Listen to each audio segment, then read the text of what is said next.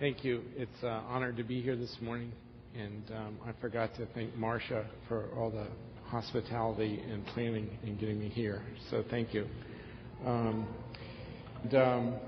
Rob has asked me here to tell you a little about my story, and eventually that story ends up with me quitting a doctor-sized life, moving into a house the size of the garage that we were in.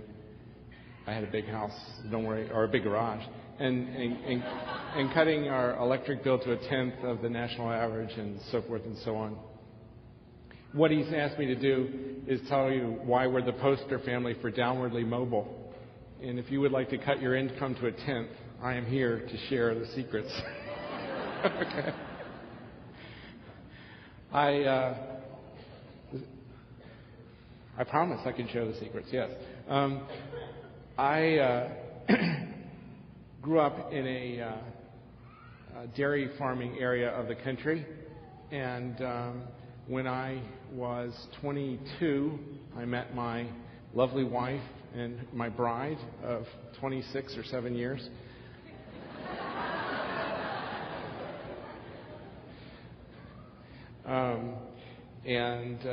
I was actually a carpenter, and I was doing some work on her parents' home, and it was their absolute worst nightmare.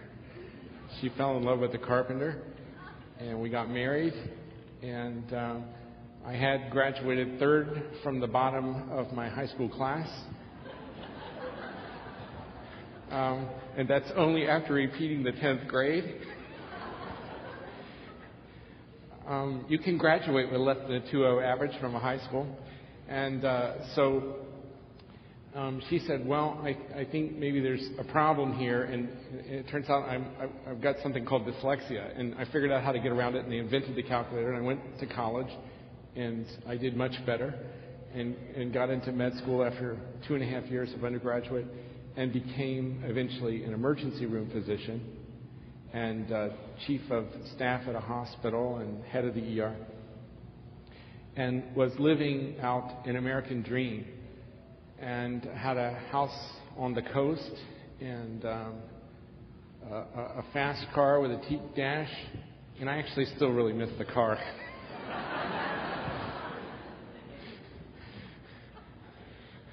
The sound system was great, I'll give you that, okay? And then I had a few things happen in the emergency department that woke me up to this broader world. One was the growth of the number of patients that I saw with diseases that were directly caused by the environment. And one of those is asthma. And when I was a kid, I went to a high school, which I just told you about, that had about 1,200 students in it, and as far as I can determine in retrospect, none had asthma. And that's very much changed. I was in Houston, or Waco, where Baylor was, and about a quarter of the students there raised their hand that they had some asthma. In Knoxville, 1 in 8 children has asthma. And I practiced medicine on the border of Nicaragua and Honduras, and there it's just rampant. The other thing that happened was that I had, in a week's time, 3 women come into the emergency department, and all 3 were in their 30s, and all 3 had breast cancer, and all 3 died. And I don't know about you, but that's kind of upsetting to me. And it's upsetting to tell a spouse and little children that you've lost mom.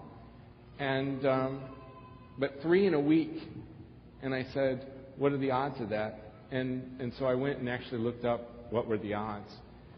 And I got out a textbook from when I started medicine, and it said that the odds were 1 in 19. The updated textbook from that time said they were 1 in 9. And today, a few years later, it's 1 in 7, 1 in 6. And those kind of things worked on me. How far could this go? In how many species and things could we lose? And there are many states today that have had to change their state bird, state flower, state tree, because they're extinct. They're gone. There are no elms on Elm Street. There's no chestnuts on Chestnut Street. There's no caribou in Caribou, Maine. I could go on and on. Well, my wife and I were on vacation, and our kids went to bed early. And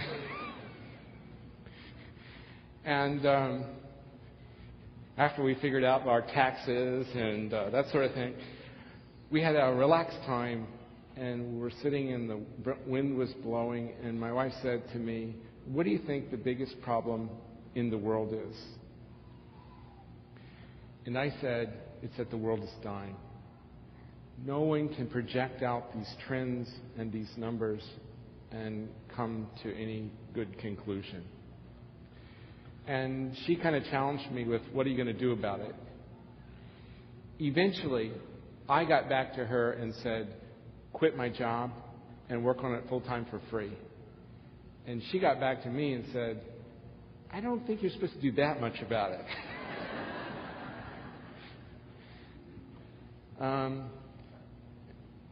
Because when we step out in faith, it's a scary thing. If you're really stepping out in faith, there's no guarantees. And something that happened in my life was that I came to know that God was real. I came to believe in God. I got saved. I was born again. I had a religious experience, however you term it. And to me, it was the scariest, most exciting thing. And mine didn't happen all at once like that. I know that happens to lots of people. Mine was a process. And up until that point in our lives, we had dealt with religion by not dealing with it. My wife was raised in a Jewish home. I was raised in a Protestant home. I hated church. Is there anyone here that ever hated church? Everyone here loved it. See, I went to a different church. It was boring. And then when we said, "Oh, we'll marry each other," there weren't necessarily the best reactions from friends, and a lot of that surrounded religion. And so we dealt with religion and God by not dealing with it, or by making up some crazy amalgam, so that my kids, by the time they were 6, 8 years old, were so confused that they thought the Fiddler on the Roof slid down the chimney at Christmas time. And if he saw his shadow, he would leave some Hanukkah gelt inside one of those little plastic Easter eggs. And so it was a big change for us. It's a big change to say, "No, I believe in this." And a lot of my life had to change. It had to change because God called me to change, because God was offering a kind of sanity in servitude to Him. And so eventually everybody in my family went through that same process. Not all at once, but and then we were all on the same page. And I realized that the answers to all questions that I could ever come up with had already been answered in that Bible somewhere. And we were going to this church, and it was a wonderful place. But I think the only way you could describe it is conservative. And no one ever mentioned the environment. And if they did, they might say something like tree hugger. And by the way, you're like a size large T-shirt. That group that I work for has on the back of the T-shirts, "We hug trees for Jesus." So I'll have to send you one.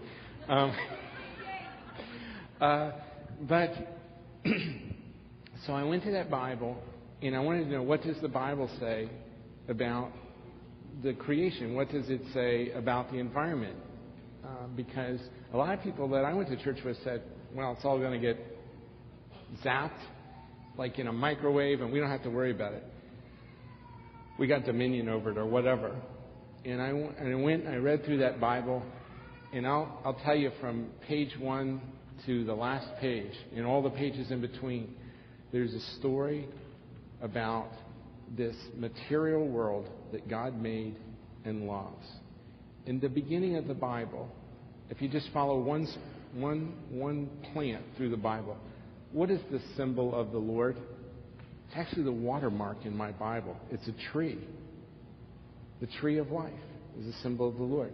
And we know that in heaven, in the last chapter in the Bible, there are two trees of life on either side of an unpolluted river that it talks about.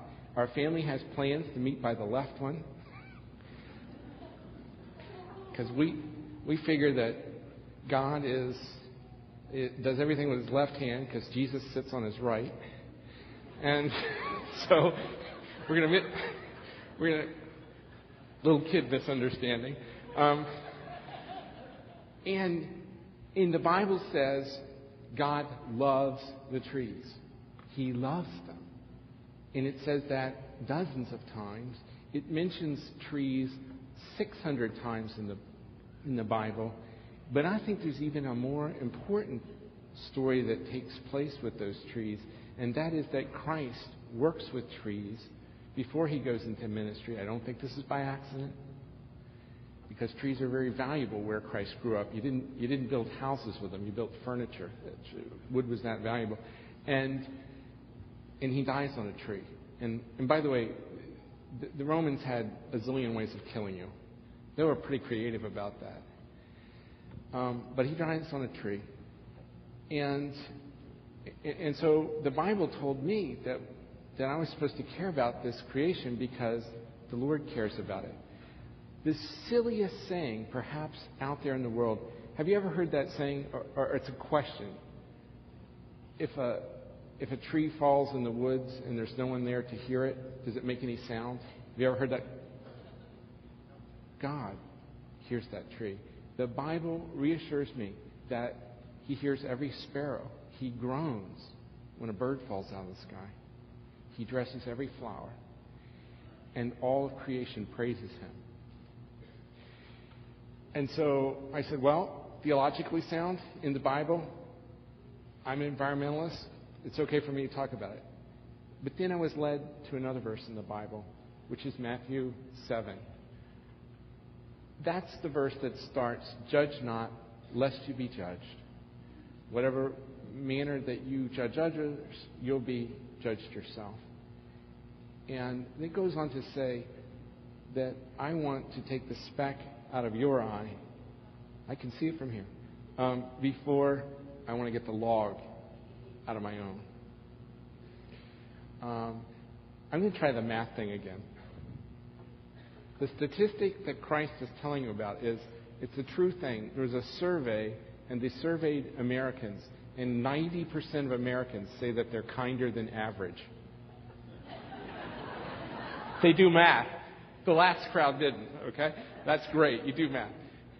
90% say they're kinder than average. And Jesus is calling us to examine our own lives first, to get our own house in order. And so we said, well, we care about the environment. We're politically on the right page here. But then we went and we looked, well, exactly what is the impact of our life? How much coal and oil and wood and materials and money do we spend and all that sort of thing? And we figured that out. It's called footprinting, and we were dead average for the United States, which was great in my neighborhood. Remember, I lived in a doctor's neighborhood, so I could quit, right?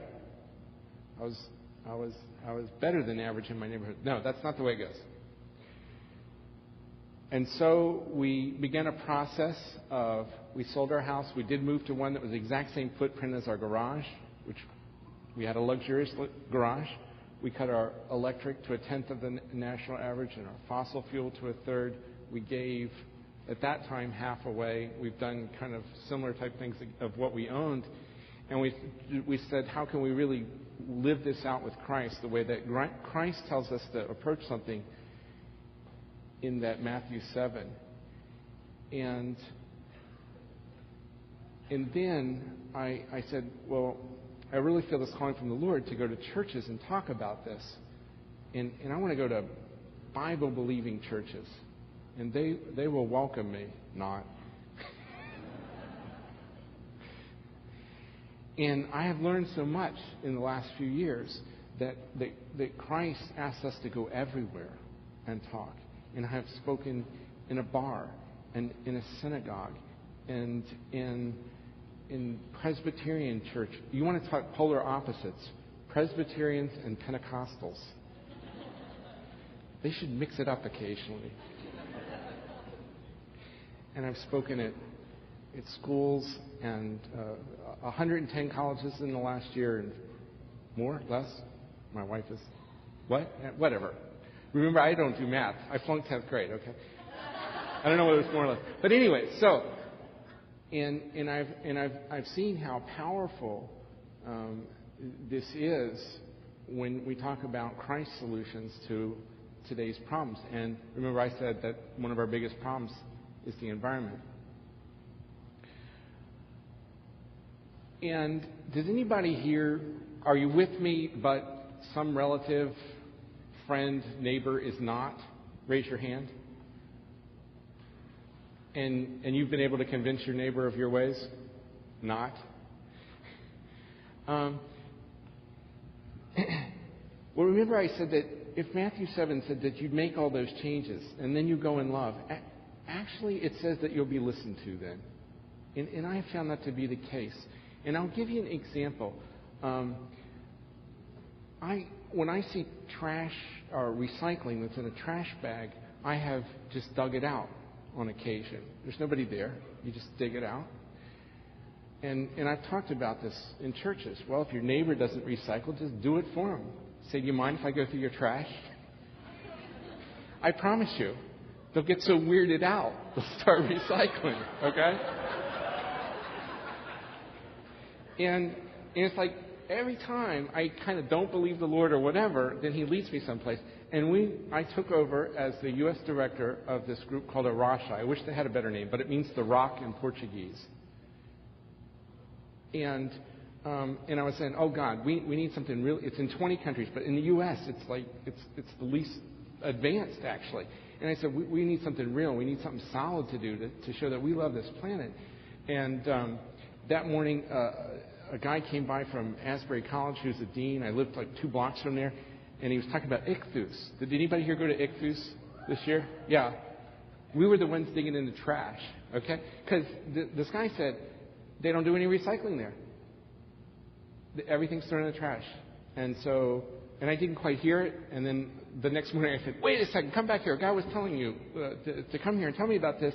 And so we went and we recycled 78,000 bottles, 400 pounds of aluminum.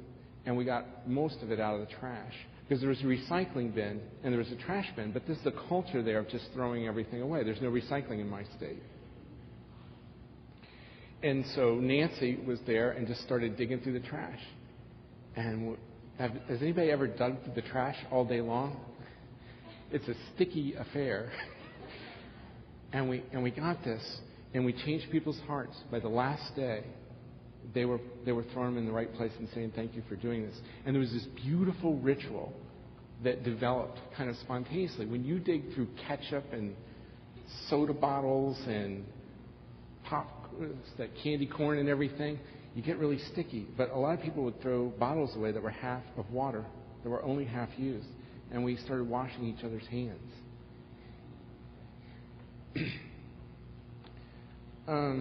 One of the things that I share every time I talk is the story that I think Christ calls us to, that is the ultimate teaching in the Bible. And I think it applies to environmental things.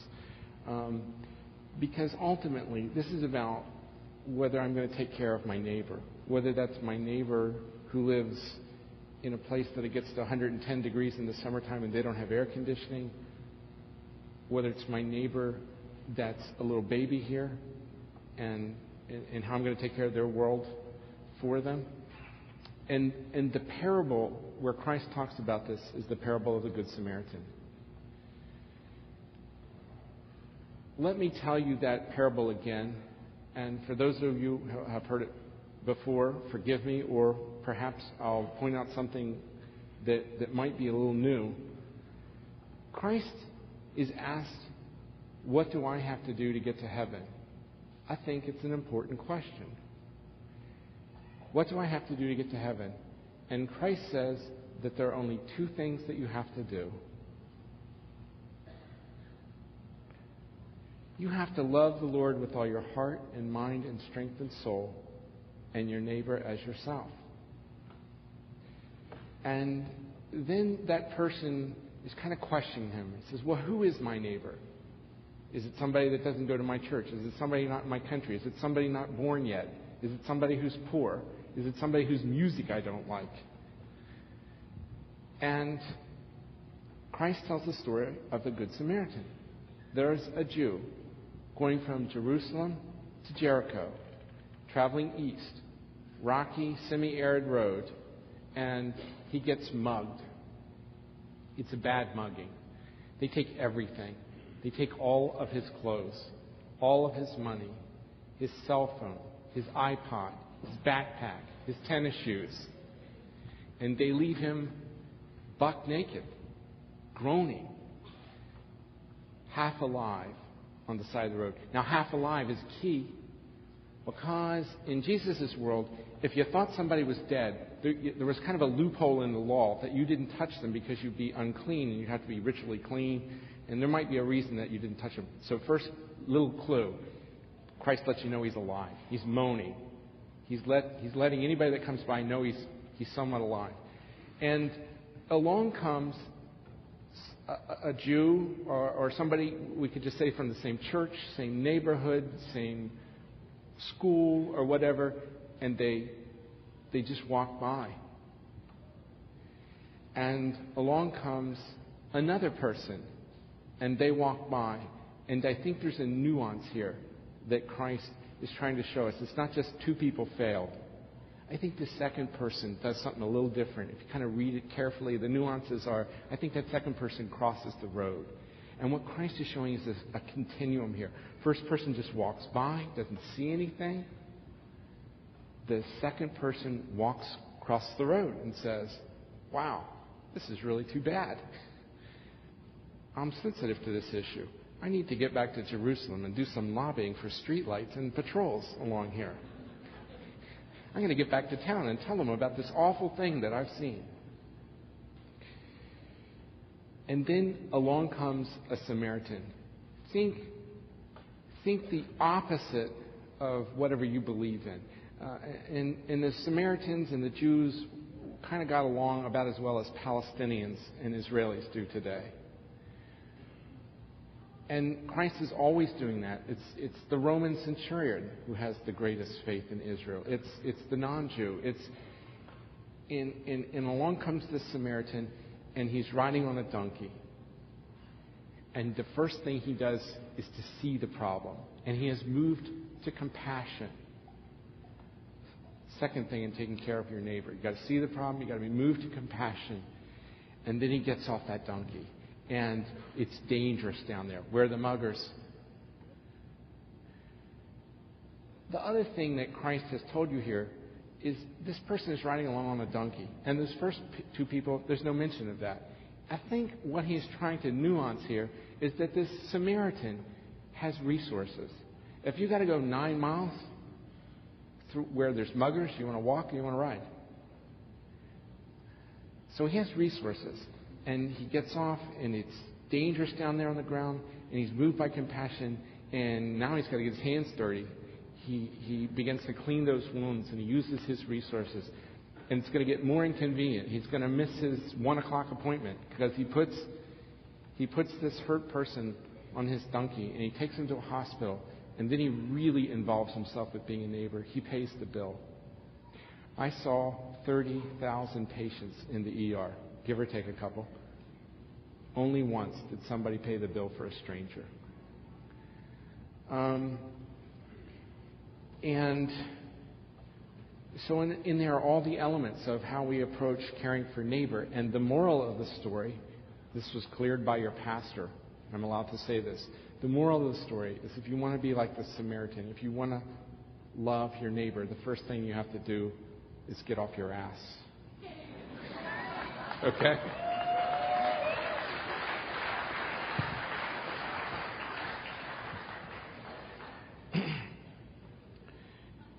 How am I doing on time here? Oh, soon I'll have to go to question and answer.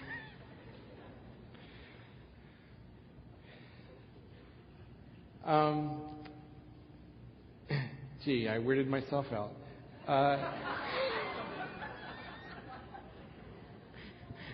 Well, I one time swore that I would never be in church, and here I am cussing in church. I guess my parents and my Sunday school teacher were right. I would urge you to engage this issue at 3 levels. The first is to go look in the mirror personally. And if you need to do that through Bible study or book study or whatever, to look in that mirror, to assure yourself that God demands of us that we tend and care for this garden. The second is to do that as a group, as a church. And as I mentioned this morning, on the way here, I saw this huge, beautiful building for cancer research. Where's the cancer prevention building in this town? Where's the air pollution prevention building?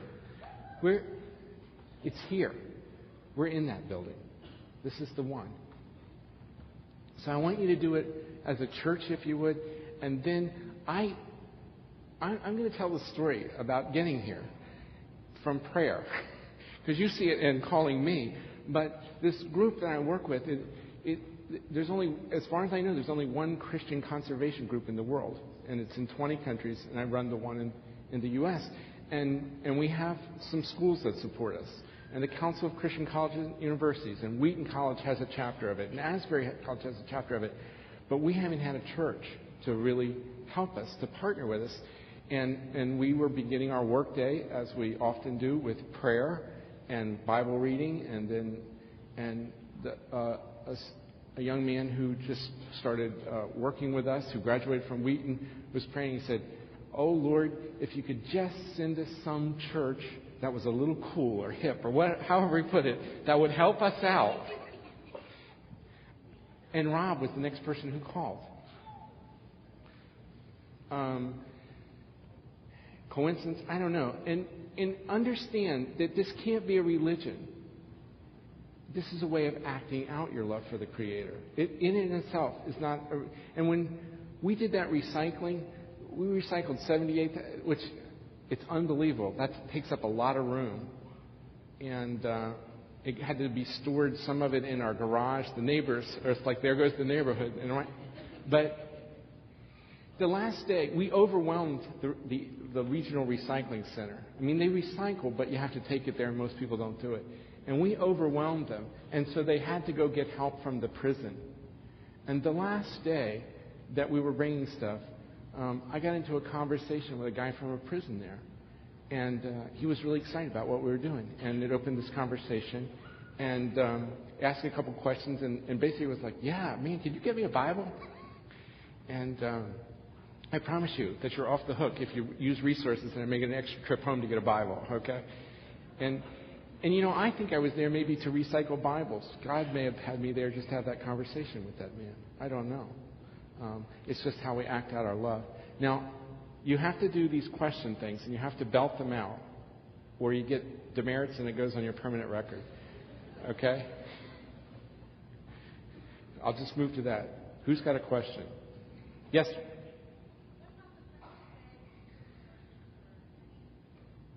What about the plastic bags for the grocery stores? Is there any way to break them down? Most bags are number 2, and you can recycle them. I think I would love to see people out in the grocery stores with the Mars Hill canvas bag.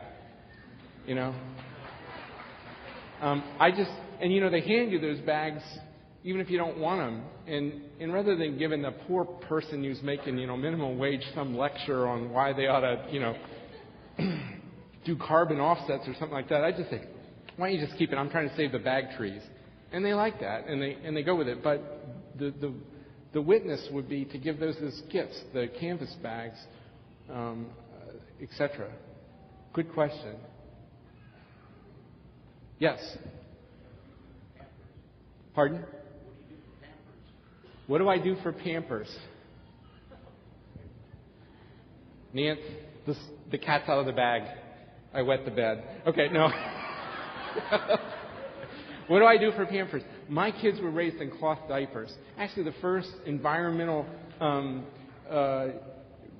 letter or thing I ever wrote was an article for a newspaper about 20 years ago when my kids were in diapers. We raised them in cloth diapers. They seem to have adjusted well. And they're 19 and 16. As far as I know, they don't wet the bed anymore. So, cloth and dry them on the line would be how I would do it. Yes.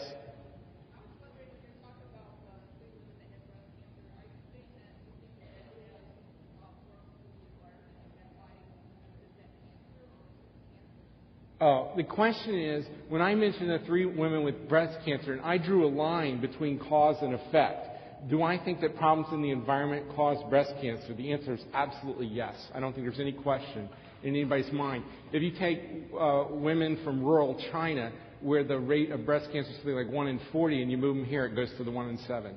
Got to be something here. The cancer rate of dogs and cats, when you bring them inside with humans, goes to our rate. And the answer is not to build cancer chemotherapy centers for dogs and cats. That's not the answer, I don't think. Yes, ma'am.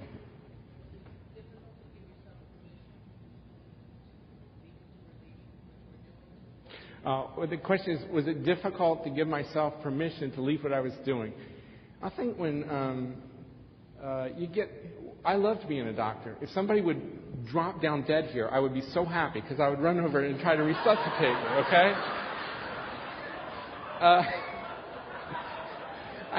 I love taking care of sick people. But folks, if we don't have a planet that works and is healthy, this child here isn't going to need an emergency room doctor. It's going to be too late. So ultimately what I'm doing, I think, is health. But it's hard. I dream about practicing medicine about once or twice a week, and I will go back to it if God allows me to, if I feel that I'm called back into it, or I fix this problem. Please help me fix this problem so I can get back into it. Yes?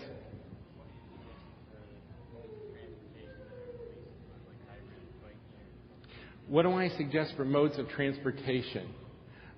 We have a hybrid car. I think that any car can get 20% better gas mileage by simply slowing down. I'm going to quote Gandhi again. Sorry, in church. He was the one who said, "There's more to life than simply seeing how fast we can get through it." And so much of our life is just go, go, go, go. And so we have a hybrid. Not everybody can afford it. The more you walk and bike and that sort of thing, the better it is for you. And it always comes up, living in a city versus country or whatever.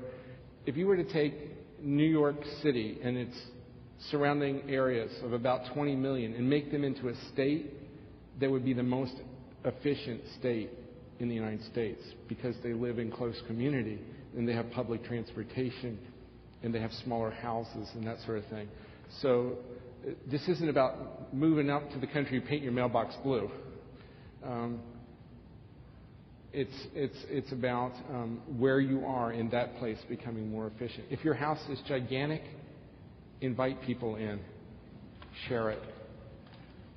You don't necessarily have to move. I don't think we can make this into a legalistic thing where we say, well, you're wrong because you do X or Y or Z. I think we have to examine our own heart, etc. There he is, the master of ceremonies. Whoops. You got one more back there. How about? Yes. What type of diet do I advocate? I advocate eating. Yeah. There is a relationship between what we eat and its environmental impact. And I'll give you just one example, because there's whole books written about this. Coffee. If you buy coffee that isn't grown in shade or sustainably harvested, what they do to grow the bad stuff is they knock the rainforest down, because coffee is made to grow under the canopy.